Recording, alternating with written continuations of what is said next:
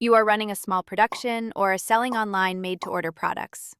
Your orders come in, you push them to production or send them to subcontractors, and then silence.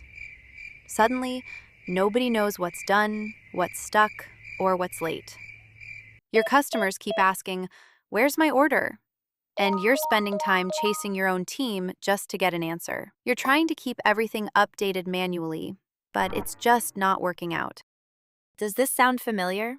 If so, the Apslo Board is for you. Board helps you visually manage orders on a Kanban-style production board. Each job becomes a card. Unlike traditional Kanban systems, a card in Apslo Board can appear in multiple columns at the same time. Cards activate automatically based on your workflow. They can move to the next stage after progress is recorded in the previous one, or stay active in several stages at once.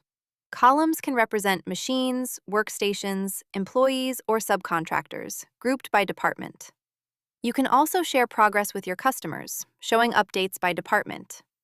And employees can record progress from a desktop computer or an easy-to-use mobile app.